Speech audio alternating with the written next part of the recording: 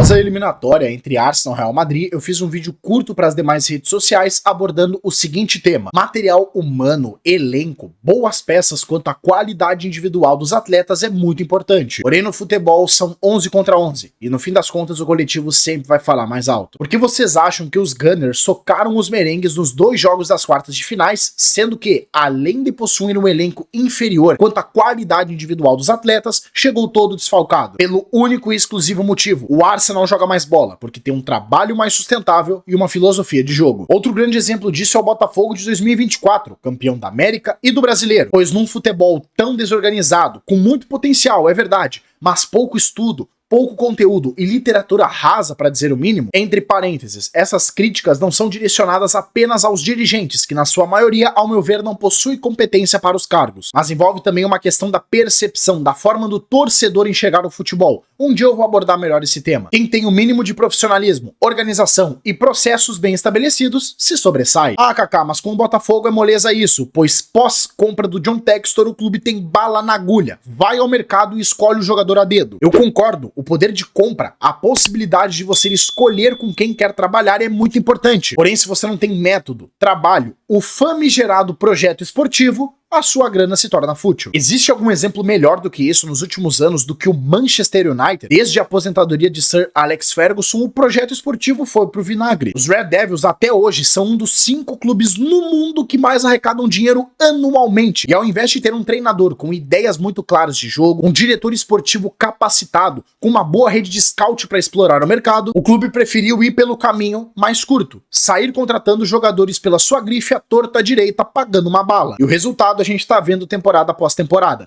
Vamos ver agora como que vai ser com novos comandantes, um novo dono e um novo técnico. Mas sinceramente, esse papo no meio do futebol de que não existe fórmula mágica para o sucesso, pra mim é história pra boi dormir. Em 2025 nós já temos acesso à informação suficiente para entender que o processo, a montagem de um time com uma ideia bem estabelecida, é a chave para o sucesso. Senhores, no futebol, mais do que você ter tempo de trabalho, você precisa acreditar em alguma coisa, algo que você se inspira, uma metodologia de trabalho, uma filosofia de jogo, alguma água que você possa beber, tanto se inspirando ou sendo algo autoral. Você quer o seu time jogando de que jeito? De uma forma mais propositiva, com posse de bola, sendo mais ofensivo? Ou você prefere uma cautela maior, um jogo mais equilibrado e passivo e sabendo ferir os seus adversários no momento certo? E para além disso, você possui as peças, os jogadores para implementar essa ideia? É necessário ir ao mercado em busca deles ou com o que eu tenho eu posso adaptar? E ninguém mostra melhor isso pra nós do que o PSG de Luiz Henrique, depois de anos sem conseguir chegar minimamente perto do seu objetivo final, entre parênteses, a não ser uma Champions League completamente atípica com mata-matas de jogos únicos. O PSG trocou o caminho mais curto, a contratação de jogadores prontos, pelo processo, a formação de um time. E em 2 temporadas com Luiz Henrique no comando, são 2 semifinais de Liga dos Campeões seguidas.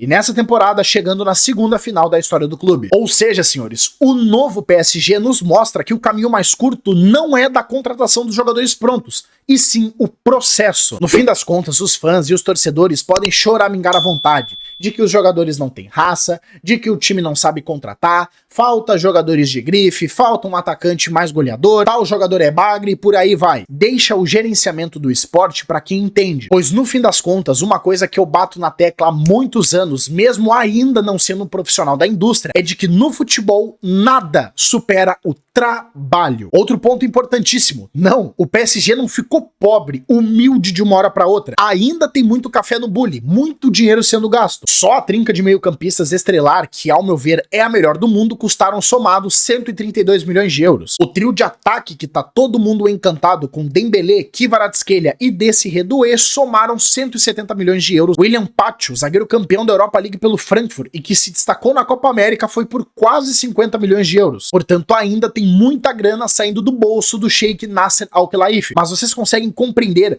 que as cifras gastas antigamente com jogadores de grife eram despesas e as de hoje são investimentos, apostando em atletas que possam integrar bem a simbiose da equipe, e para além das características do atleta, é um elenco muito jovem, com fome de vencer, vontade de marcar o seu nome na história. E convenhamos, se esses caras levantam a primeira orelhuda da história do Paris, eles são os maiores ídolos da história do clube, disparado. Imagina o Dembélé sendo a referência técnica do primeiro time campeão da Champions na história do Paris Saint-Germain, e de quebra levando a bola de ouro para casa. Dembélé, que aliás é um caso à parte, mais à frente irei fazer um vídeo sobre o mesmo e porque na minha visão ele é no mínimo top 5 bola de ouro nessa temporada. Mas por que não citar outros destaques, como por exemplo Gianluigi Donnarumma, depois de tantos anos criticado, fazendo a melhor temporada da sua carreira e a passos largos de ser eleito mais uma vez o melhor goleiro do mundo, pois vale ressaltar que ele já foi considerado e recebeu essa honraria, mas isso em 2021. O título da Eurocopa na época pesou muito. Vitinha, que ao meu ver é pouquíssimo falado, mas que ao lado do Pedri são os dois melhores meio-campistas da temporada disparado. Fabian Ruiz, que eu sempre ressalto, me torno até repetitivo com isso,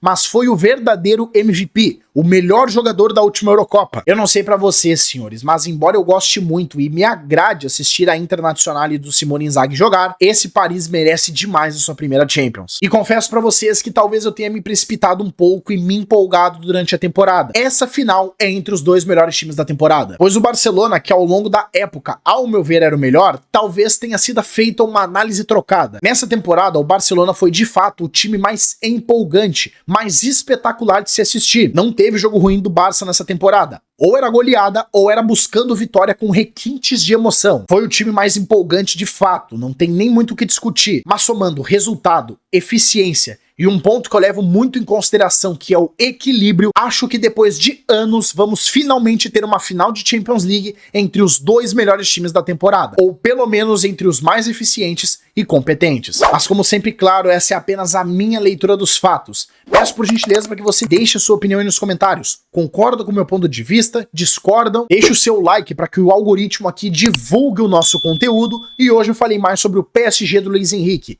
Mas essa Inter de Milão é enjoada, né? Que time cascudo. Então acessa aqui o nosso último vídeo em que eu abordei mais esse tema.